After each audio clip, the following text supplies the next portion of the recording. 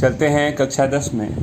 प्रश्नावली 1C है। पहला क्वेश्चन प्रूव करना है कि 3 करनी में 3, सिद्ध कीजिए कि 3 करनी में 3 एक परिमेय संख्या नहीं है, सिद्ध करना है। तो चलिए अपोजिट मान लेते हैं कि माना 3 करनी में 3 एक परिमेय संख्या है। मान लिया उल्टा, एक परिमेय संख्या है। तो 3 करनी में 3 को हमने किसी पद परिमेय संख्या r के बराबर मान लिया, तो करनी में 3 को लिख सकते हैं r बटा में 3। अब आप यहाँ कहते हैं कि r बटा में 3 एक परिमेय संख्या है और करनी में 3 एक अपरिमेय संख्या है। तो कभी भी ऐसा नहीं होता है कि परिमेय और अपरिमेय बराबर होता है, यानी हम लिख सकते हैं कि यह कभी भी बराबर नहीं हो सकता है। अर्थात हम कह सकते हैं क्या कि तीर गुणा कर लीजिए तो करनी में 3 nought is equal to r, तो करनी में 3 क्या होगा, कभी बराबर नहीं होगा। r किसको माना है आपने, परिमेय संख्या के, तो r कभी परिमेय संख्या के बराबर नहीं है, यानी कि यह 3 करनी में 3 क्या है, एक अपरिमेय संख्या है। यही प्रूव करना था। चलते हैं इसी तरह से क्वेश्चन नंबर 2 पे। चलिए ध्यान दीजिए, 2 वाले में कह रहा है कि सिद्ध कीजिए कि करनी में 5 एक अपरिमेय संख्या है। इसमें सिद्ध करना है कि करनी में 5 एक अपरिमेय संख्या है। तो आपने मान लिया कि माना करनी में 5 एक अपरिमेय नहीं, अब मान लेते हैं उल्टा क्या कि यह एक परिमेय संख्या है। तो करनी में 5 इज इक्वल टू r, परिमेय संख्या को मान लीजिए यहाँ क्या, तो p बाई क्यू के टर्म में मान लेते हैं।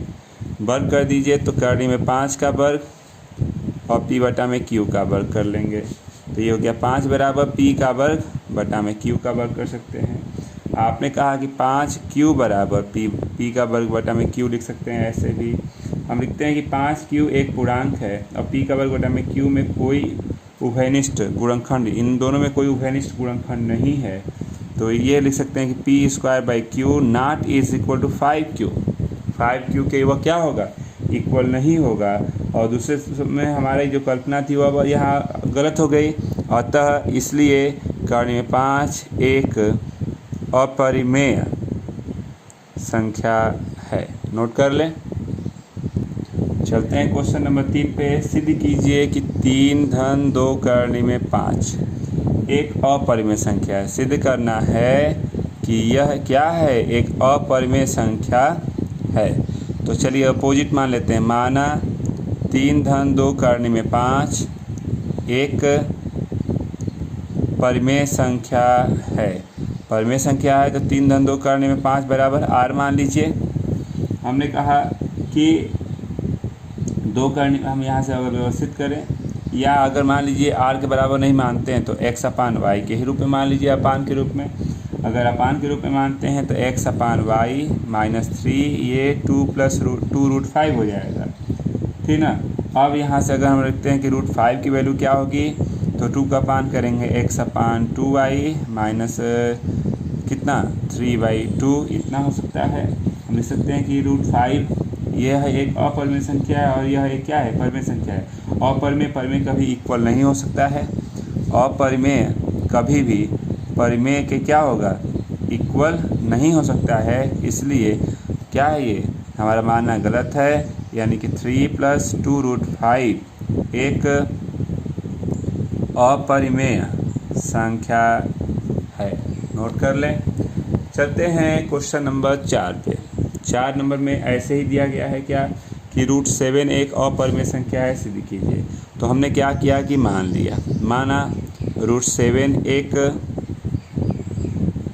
जो प्रूव करना है वही हम अपोजिट कर लेते हैं, एक परिमेय संख्या है। और यह रूट 7 जो है वह a अपान b के इक्वल मान लिया परिमेय संख्या के, और तीरिये गुणा करेंगे तो a रूट 7 इंटू बी हो जाएगा।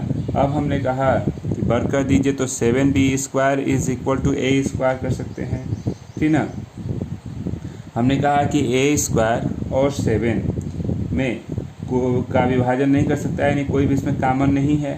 जब कॉमन नहीं है तो हम क्या कर सकते हैं कि यह आपस में इक्वल नहीं है। तो हम यहाँ से व्यवस्थित कर सकते हैं कि कह सकते हैं कि ए और बी में उभयनिष्ठ कोई भी इसमें एलिमेंट है कोई भी और नहीं है, यानी कि यह दोनों क्या हैं, सहभाज्य हैं। अतः हमारा मानना गलत हो गया।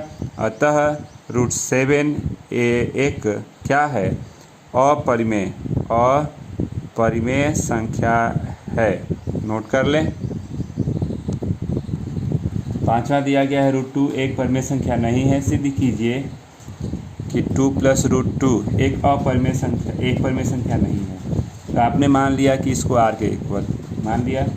वर्ग कर देते हैं, तो वर्ग कर देंगे तो दोनों तरफ का वर्ग किया आपने। ये हो गया 4 √2, ये हो गया r²। 6 + 4 √2 r², ठीक ना। तो अब अगर हम इसको व्यवस्थित करें तो 4 √2 इज इक्वल टू, हम इसको लिख सकते हैं कितना, तो r² - 6, तो √2 इक्वल टू कर सकते हैं r² - 6/4। यह एक अपरिमेय है, ये परिमेय है, तो दोनों क्या है, इक्वल नहीं हो सकते हैं। इसलिए 2 + √2 एक क्या है, अपरिमेय संख्या है। लिख सकते हैं इसको। चलते हैं इसी तरह से क्वेश्चन नंबर 6 पे। 6 नंबर पे देखिए ध्यान से।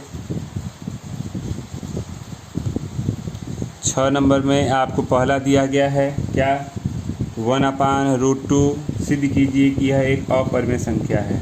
तो इसको मान लिया a/b परिमेय संख्या के इक्वल। फिर ये गुणा करेंगे तो आप लिख सकते हैं √2 इज इक्वल टू, अपोजिट कर दें तो b/a हो सकता है। b/a एक परिमेय है और यह एक अपरिमेय है, तो हमारा मानना गलत है, दोनों इक्वल नहीं हो सकता है। इसलिए √2 एक अपरिमेय संख्या है। सेकेंड नंबर पर चलते हैं। तो 7√5 दे दिया, कहता है किसी तरीके जी के एक अपरिमेय, तो मान लिया कि यह एक क्या है, परिमेय संख्या है और यह परिमेय संख्या x/y के इक्वल है। फिर ये गुणा करेंगे तो x is equal to 7y√5 कर सकते हैं, ठीक ना। अब आप क्या कर सकते हैं कि x, y और 7 पूर्णांक हैं, तो हमने यहाँ से लिखा कि √5 को x/7y भी बोल सकते हैं। हमने कहा कि यह एक परिमेय है और यह एक अपरिमेय है, तो दोनों कभी भी परिमेय और अपरिमेय आपस में इक्वल नहीं होता है, तो हमारा मानना गलत हो रहा है। अतः 7√5 क्या है, एक अपरिमेय संख्या है। नोट कर लें। चलिए इसी तरह से चलते हैं इसी के तीसरे भाग पे। तो तीसरा भाग दे रहा है क्या कि 6 + √2 एक अपरिमेय संख्या से मान लिया कि यह एक परिमेय संख्या है और वह a/b के इक्वल हो गया। तो आप a/b - 6 इज इक्वल टू √2 बोलेंगे। देखिए यह एक परिमेय संख्या है और यह एक अपरिमेय संख्या है। परिमेय और अपरिमेय के आपस में इक्वल नहीं होते हैं, तो हमारा मानना जो था वो क्या हो गया, यहाँ वो मानना हमारा गलत हो गया। अतः 6 + √2 एक अपरिमेय संख्या है। चलते हैं इसी तरह से क्वेश्चन नंबर 7 पे। √3 - 1 कर ऐसे कीजिए कि यह एक अपरिमेय संख्या। मान लेते हैं कि यह एक परिमेय संख्या है, वह r के इक्वल है। कर देते हैं वर्ग कर देंगे तो 3 + 1 - 2 √3 और ये r²। यहाँ हो गया कितना, तो लिख सकते हैं हम यहाँ से 4 - 2 √3 इज इक्वल टू r²। हमने व्यवस्थित किया, इसको इधर आया 4 - r²/2 इज इक्वल टू 3। √3 परिमेय है, ये परिमेय है और ये अपरिमेय है। परिमेय अपरिमेय के इक्वल नहीं होता है, नॉट इज इक्वल टू, यानी हमारा मानना गलत हो रहा है।